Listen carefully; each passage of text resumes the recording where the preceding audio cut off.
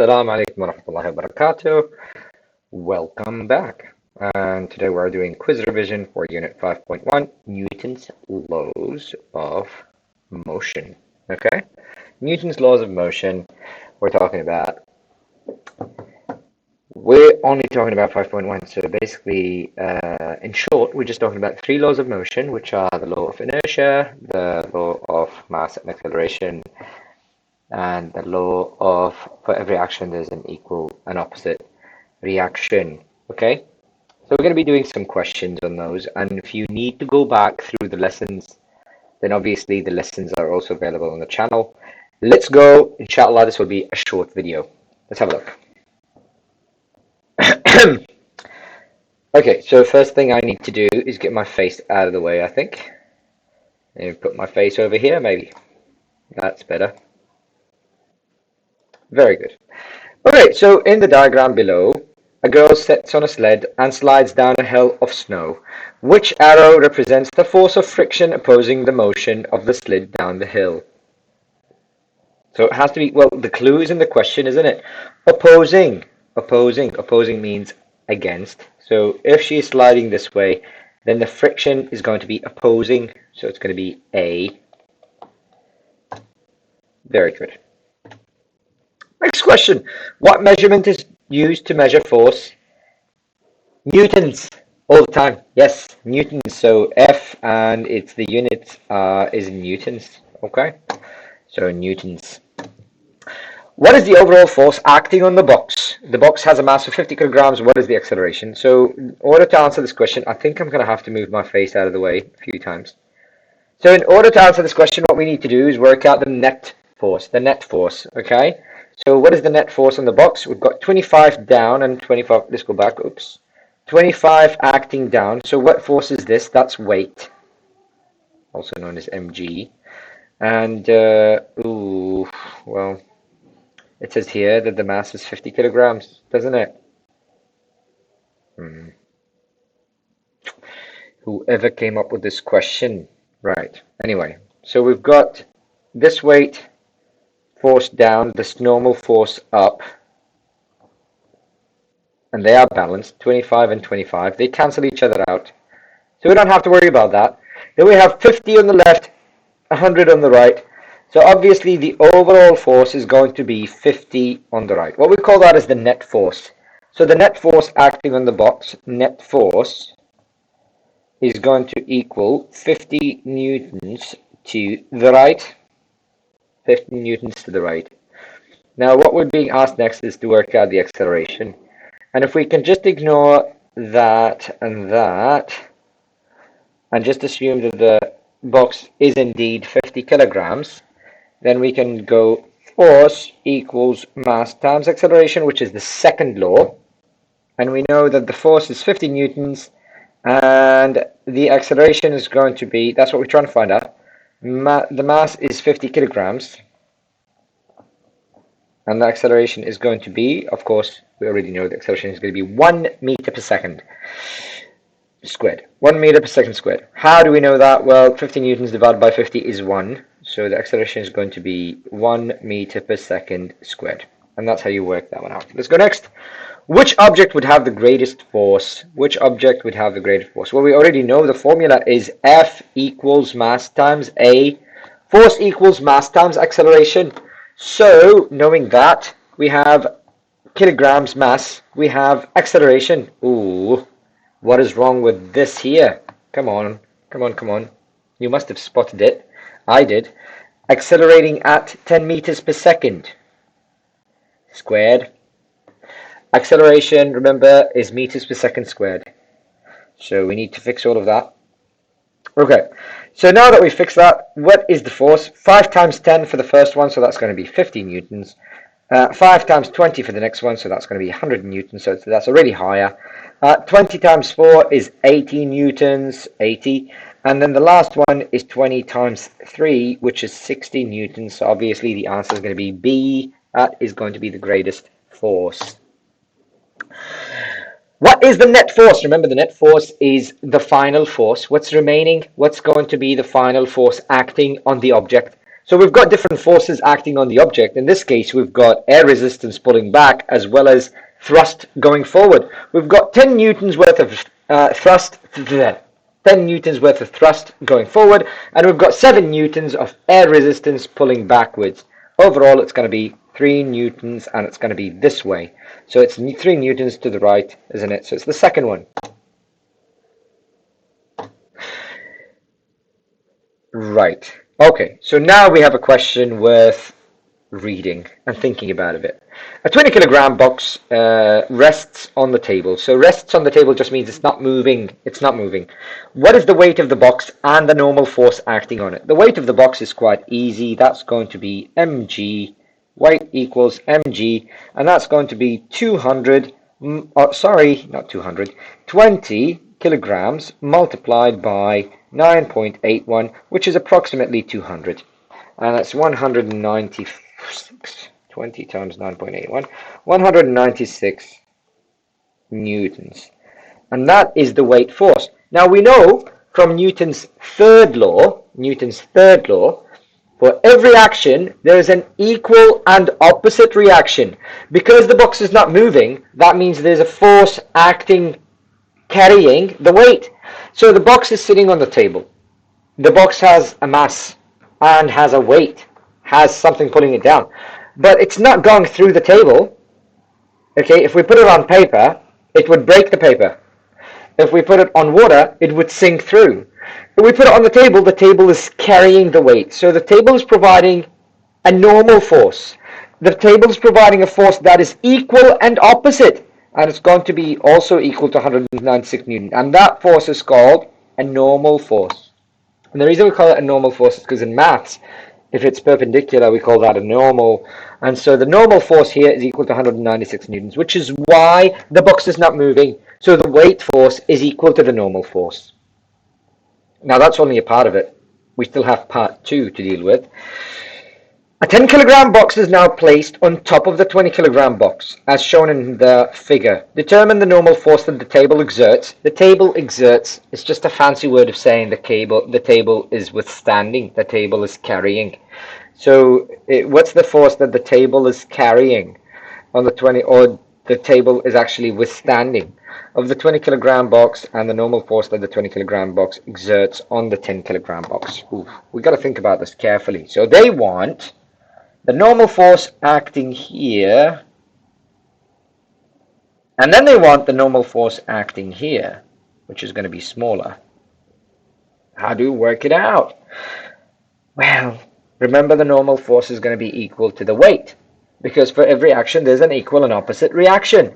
So the weight of the 20 kilogram box is going to be 196. However, the 20 kilogram box this time has, what does it have? Come on, boys. It's got a 10 kilogram box on top of it. So it's no longer 200 newtons, it's going to be close to 300 newtons. So the normal force, now mg down here, or weight, is equal to mg, which is going to be equal to 30 kilograms, because of course it's 20 plus 10 on top of it. So 30 kilograms multiplied by 9.81, which is approximately 294. 30 times 9.81, which is 294. 294 newtons. So the normal force is going to be 294 newtons. This fat one here, this normal force, is going to be 294 newtons. What about the smaller one? Because they asked about the smaller one too.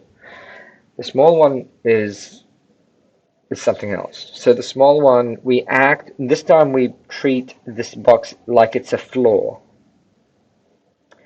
What's acting down on the 10 kilogram box is the weight force. So we've got the weight force acting down. This time it's going to be weight equals mg, which equals 10 times 9.81, which is 98.1 newtons. And so the normal force now is 98.1 newtons up. So the answer in blue, because I kind of confused you with all those colors, blue We determine the normal force that the table exerts on the 20 kilogram. The normal force the table exerts, oops, my face in the way, sorry. The normal force the table exerts is that, but the normal force the box exerts on the smaller box is that. In other words, the amount of force that the table is carrying is 294 newtons because the table is carrying both the big box and the small box. But the amount of force the big box is carrying is only 98.1 newtons because it's only carrying the small box. Easy. Physics is really just that easy. When the force on a car is doubled, the acceleration is doubled. Force on a car is doubled, acceleration is doubled. Okay, the first thing we know about the car is that its weight is mass. Mass is constant. So let's say, give me a mass for a car. Let me hear anyone. Anyone? Duerji? Okay, 1,000 kilograms. So 1,000 kilograms, and then the acceleration is going to be. I'm not sure what the acceleration is going to be. Let's make it 1, and the force is going to be 1,000. Now, what if we double the force? Let's make it 2,000. We doubled the force. The mass stays the same. Look, suddenly the acceleration has doubled. Yeah, right. Physics works. What law is this? What law is this? Come on, what law is this? This is the second law, obviously. The second law. Moving on. What will cause the object to move? That's a nice question. I want you to think about that one, okay? I want you to think about it. Think about it, think about it, think about it. What would cause an object to move? Forces cause things to move. Well, there's forces here, here, and here. That's not very helpful. Applied forces. Certainly. Balanced forces. Let's think about it. Unbalanced forces. Let's have a look. Here is an object. And here is an applied force. And here is another applied force. We've got weight and normal force. Will this cause an object to move? No, the object will stay on the tabletop. Why? Because the forces are balanced. So applying forces doesn't cause an object to move, especially if the forces are balanced. I mean, that's the only condition. So applied forces, not necessarily. Balanced forces, certainly not. Unbalanced forces, yes. An unbalanced force will cause an object to move. How? Let's assume the weight of this object. And you know what? I'm going to draw. I love drawing, so I'm going to draw. And you try and guess what I'm drawing, okay? We'll play a game. Try and guess what I'm drawing. Let's try and guess what I'm drawing. Try and guess what I'm drawing. Here we go. Have you guessed it? It's an elephant. Okay, so here we have an elephant. And elephants are very heavy, in case you didn't know. And it's sitting on a cheap IKEA table. One of those ones with compressed wood. So, not the high quality ones. I've got one of those. Those are amazing. But the ones with compressed wood, it's like glued together. Anyway, so this elephant has a mass of 5,000 kilograms or 5 tons and has a weight force of 5,000 kilograms multiplied by 9.81, which is approximately 48,000 newtons. So we've got a force of 48,000 newtons acting down.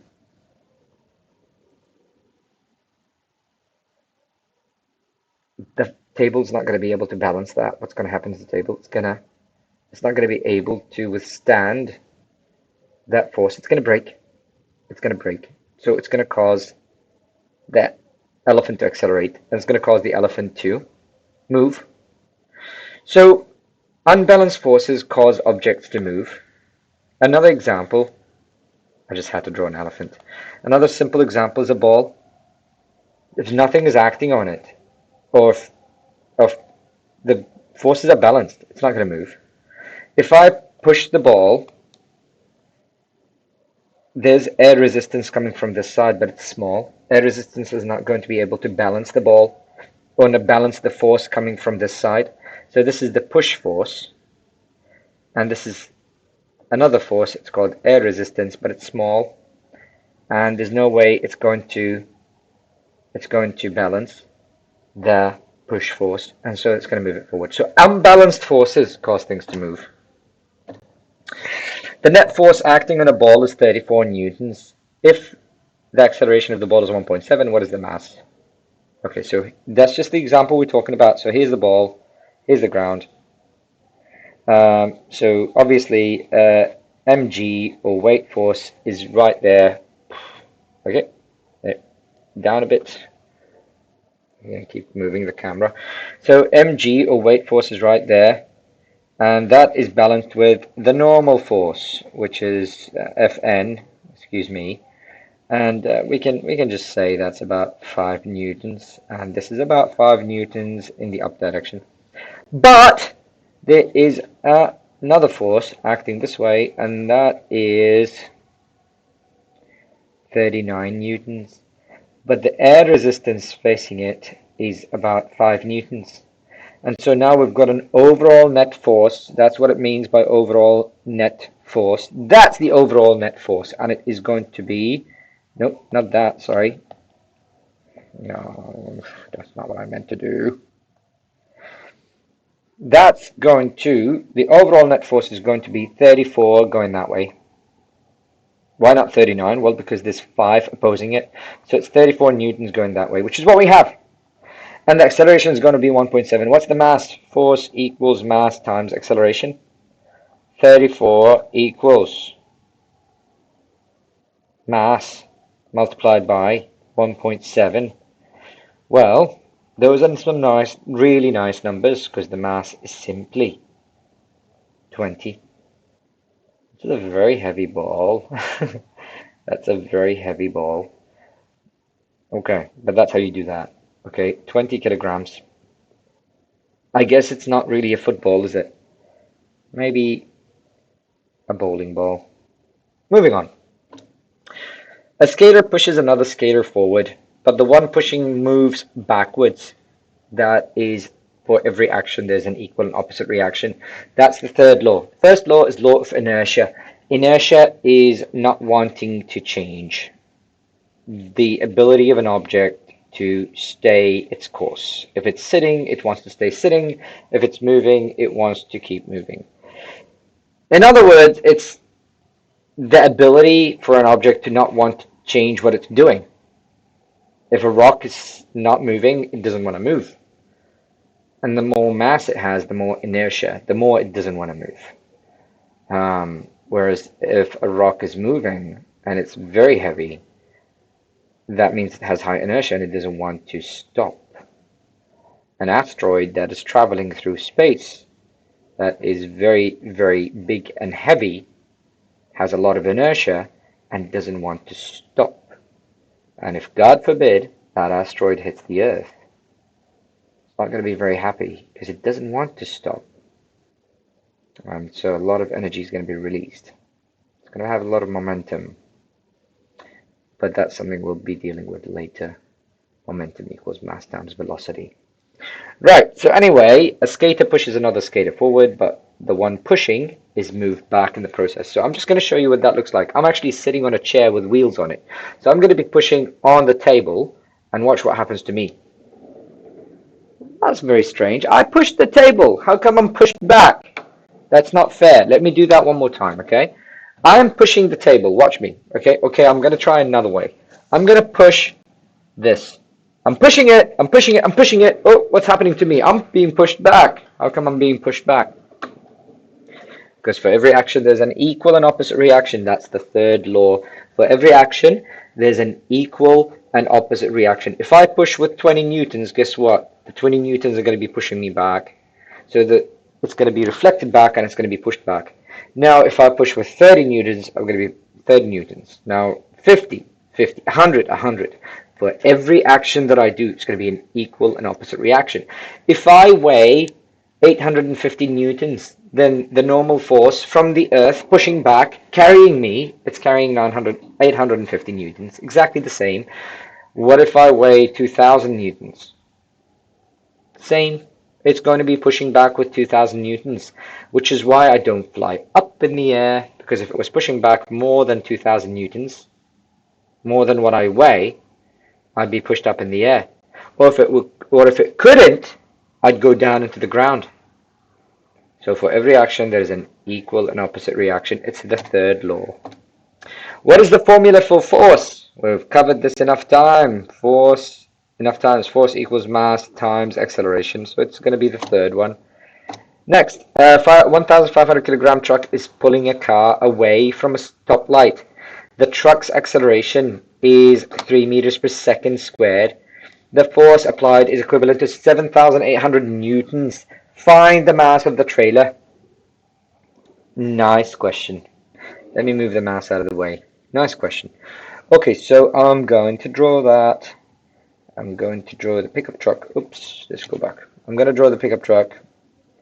Okay, I think my students know by now that I like drawing.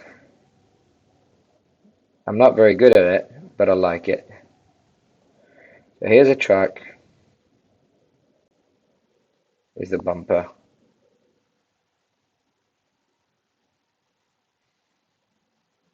And the truck is carrying the trailer.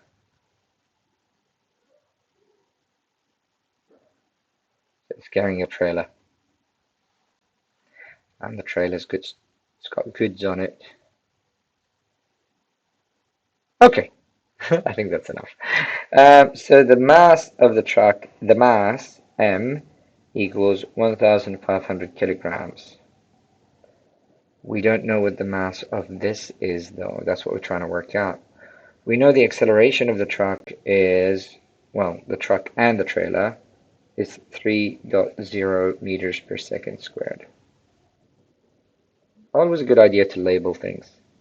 And we know that the overall force is 7,800 newtons. What do we do with this information?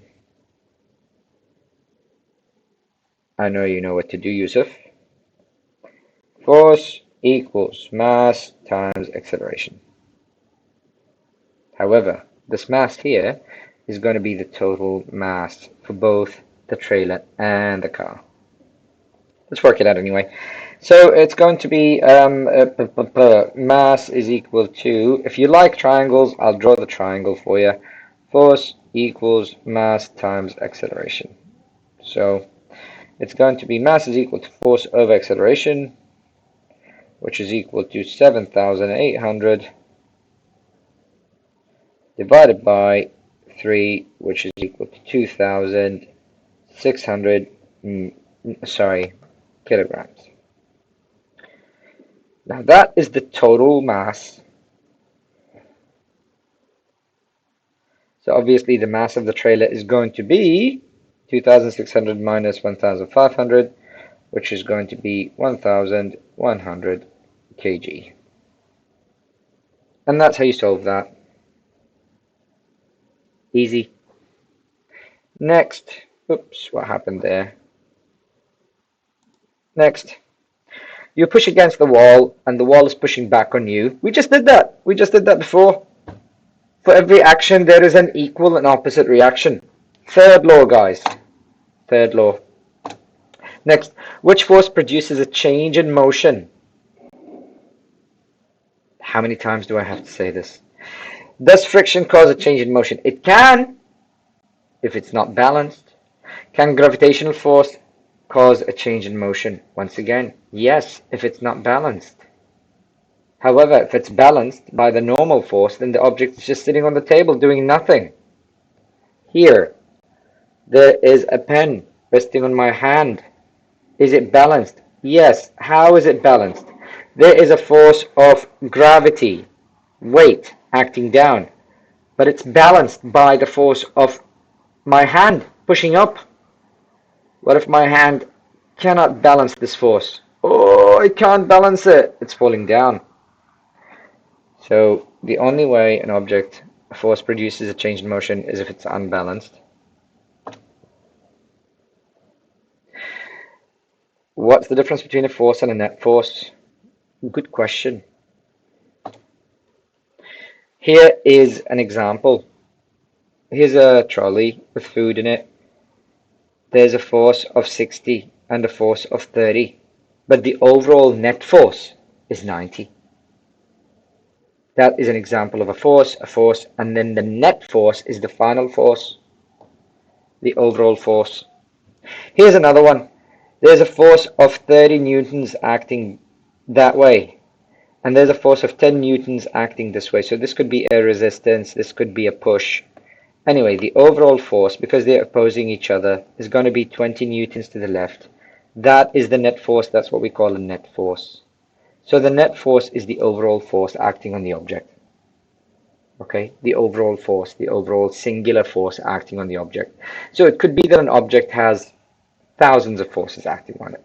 Realistically speaking, you're probably looking at anywhere between 4 and 10 forces, right? Push, pull, air resistance, thrust, uplift, buoyancy, weight, friction, dynamic and static. There's so many different forces.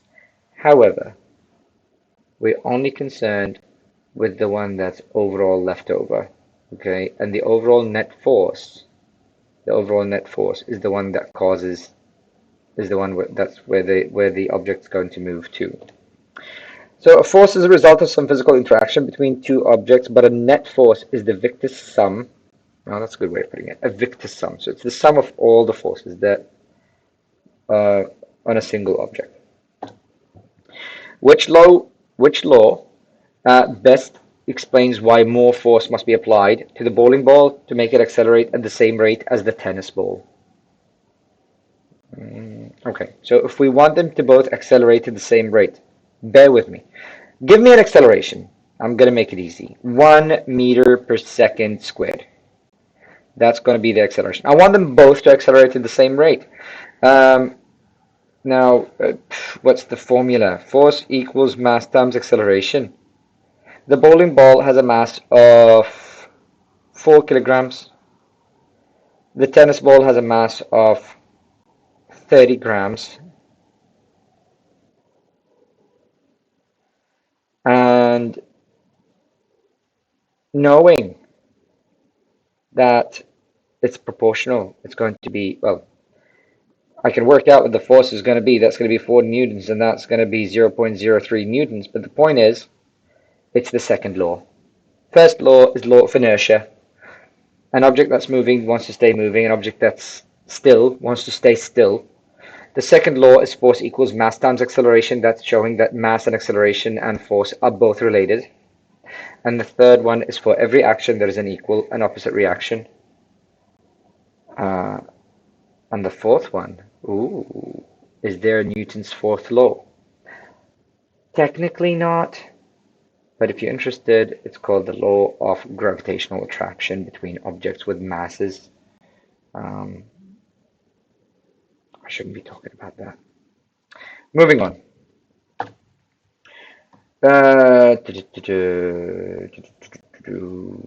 Okay, what is Newton's first law? Newton's first law. We just said it, and it's the law of inertia. And of course, the more mass you have, the more inertia you have. An object at rest stays at rest. An object in motion stays in motion. Third one. What is inertia of an object? It's related to mass, but it's not mass. Inertia is the ability for an object, or I would say ability of an object to not want to change. So it's the capability of the object to not change. It's the laziness of the object. It's the way an object that's moving wants to continue moving, and the way the object that's staying still wants to stay still. That's inertia in a nutshell. Inertia is the property of an object, that's the word I was looking for, of an object that resists any change in motion. I like whoever wrote that. They did a good job. Yeah, so if an object is staying still, it doesn't want to move, and if an object is moving, it wants to continue moving. Which one needs a greater net force to move? A kilogram of feathers or a kilogram of iron? A kilo is a kilo. A kilogram means 1,000 grams of feathers and iron. So that's the same. Remember the formula is such mass times acceleration. If the mass is the same, 1 kilogram for both, then the acceleration, then the force is going to be the same for the same acceleration. They're the same. They're the same, especially here on Earth. Since this, if we're talking about outer space, certainly. If we're talking about Earth, if it's suspended, then with feathers you have a bit more resistance because of the increased surface area. Okay, anyway, they're the same. Moving on. A 20 kilogram bike accelerates at 10 meters per second squared. What was the net force? Well, that's M, and that's A, and force equals MA, hopefully everybody knows that by now, times 10, which equals 200 newtons. Moving on. Driving down the road, you hit the brakes suddenly. As a result, your body moves towards the front of the car. Explain using Newton's laws. You're gonna make me draw again. Okay. Here's my beautiful car. Smiling. Eyelashes and all.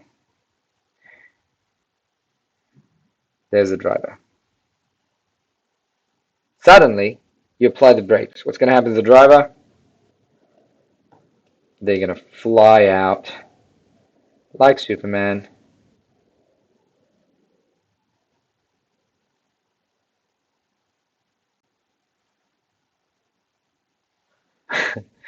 They're gonna fly out. Why do they fly out?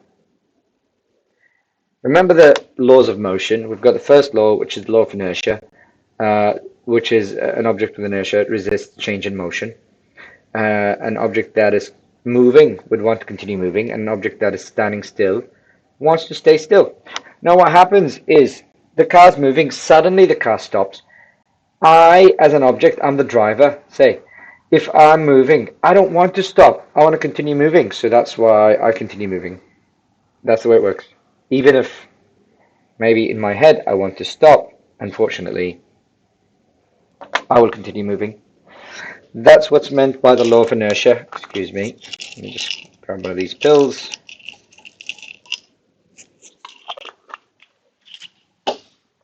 That's what's meant by the law of inertia. So basically, in this case, it's Newton's first law, the law of inertia, which is an object that's moving does not want to stop.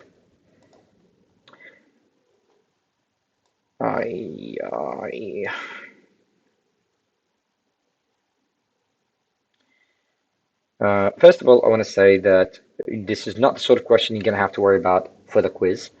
It just requires a little bit of unit conversion as well. Let's do it anyway.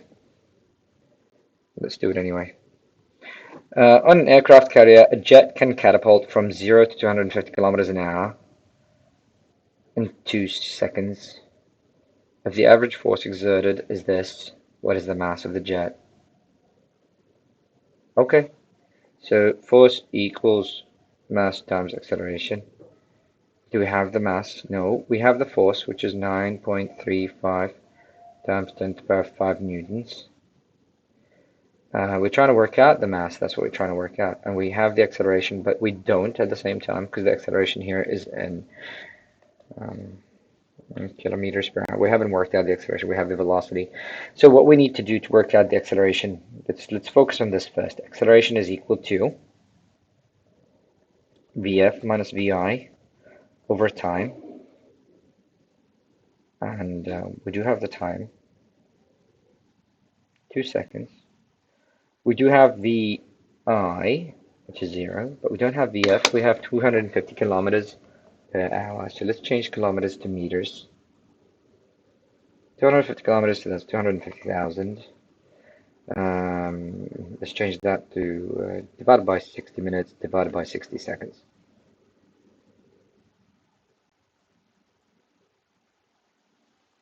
Let me just do that one more time. No, that's right. And then you divide that by 2 seconds.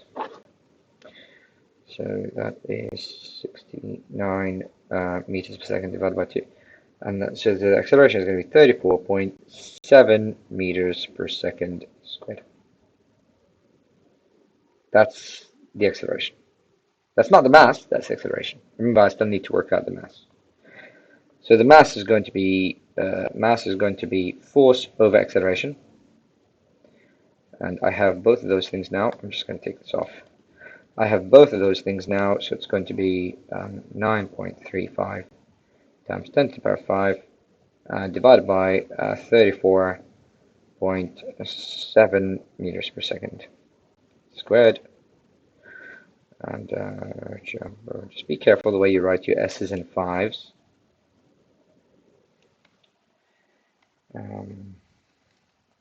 9.35 E5 divided by 34.7. Really? Okay, I guess. 27,000 kilograms. 27 tons. That sounds a bit high. 27,000 kilograms. Okay. I mean, that's the right calculation. I just didn't think they were that heavy. I thought planes were more like 3 or 4 tons. Cars are about a ton, ton and a half, 2 tons. Yeah, those jet fighters would be maybe about 7 or 8 tons. 27 tons, maybe. Okay, moving on. A small car collides with a large truck. Is the magnitude of the force experienced by the car greater than, less than, or equal to the magnitude of the force experienced by the truck?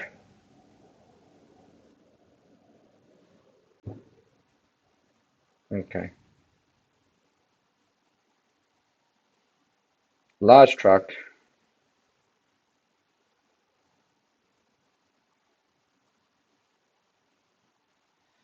And small car. And they collide. So there's an equal and opposite reaction. And remember, equal and opposite, equal, equal, and opposite, equal, the same. So is it going to be equal? Yes, the forces are equal, but the acceleration is different. Just because the force is equal doesn't mean the acceleration is going to be the same, because remember, this is small mass. This has a mass of 500 kilograms, while this has a mass of 5,000 kilograms. Then literally, if the force is going to be equal, equal and opposite, then the acceleration of this car, the small car, is going to be 10 times the acceleration of the truck. So that's what happens here. The force is going to be the same. Choose the best explanation. So the action-reaction forces always have the same magnitude. So yes, it will be the same magnitude. The forces are the same, but the forces are going to affect the different cars differently. Because the small car has a smaller mass, it's going to have 10 times the acceleration. And therefore, since it has 10 times the acceleration, it's going to be affected a lot more. So that's why that is. Which of the following has more inertia? Remember, inertia is the property of a substance to resist change in motion.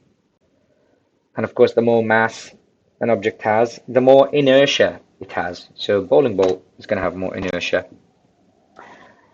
Okay, let's move on. A 10 kilogram mass is dropped from a tall rooftop and accelerates at 9.8 meters per second. What is the weight of the object?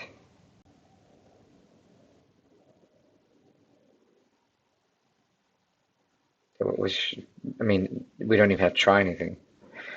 Weight weight is equal to mg, which is 10 multiplied by 9.81, which is 98 newtons. C. Okay, a 91 kilogram parent and a 21 kilogram child meet at the center of an ice rink. They place their hands together. Okay, so that's like me with my daughter. Here we go, and we place our hands together, and there we go. How very nice.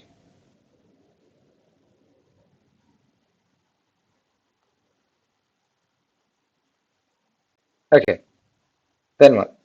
Yeah, I'll draw a very nice smile.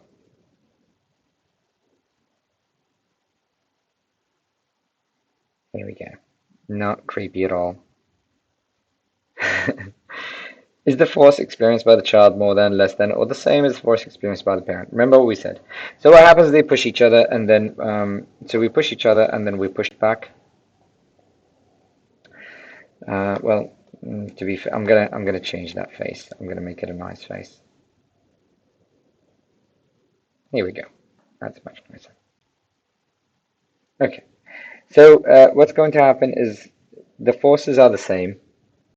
The forces are equal and opposite, except the acceleration is going to be less. So even though the forces are the same, the acceleration here is going to be much less than the acceleration on this side. Okay, because the person is smaller, and therefore they have a smaller mass, and if they have a smaller mass, then we know from the second law, F equals ma, so if m is small, then a is going to be big. And so that's what happens. Is the acceleration of the child going to be more? Yes, the acceleration, so the force is the same, but the acceleration is going to be, for the child, is going to be more than, not less than, not the same. The acceleration is going to be more than, which makes sense. I mean, think about it logically. If you're standing there with your smaller sister, your small brother, you both push, they're going to be pushed back a lot more than you because they have a smaller mass. Next, two astronauts are playing, that's correct, are playing catch in space. The first astronaut throws the ball, and what happens? There's nothing to hold on to in outer space. There's no resistance. There's no friction. They're just in space, and they just throw a ball. What happens? Think about it. Okay, I want you to imagine. I'm going to throw a ball. The ball is going to go forward, but what's going to happen to me? I'm also going to move back. Okay? So that's what's going to happen. The ball is going to move, but then the astronaut as well is going to move back, because for every action there is an equal and opposite reaction, Newton's third law. Obviously the ball is going to move forward, and it's going to accelerate forward a lot more than the astronaut is going to accelerate backwards. But they will both move. They will both move. So it's the second one. Next, Newton's third law states that any action will have an equal and opposite reaction. How many times do I have to say it? Equal and opposite. That's it. Yay. Can I still draw on that? No, it doesn't allow me to. Okay, all the best for the quiz. I just want to say Ramadan Mubarak for everyone. Take care. Bye-bye.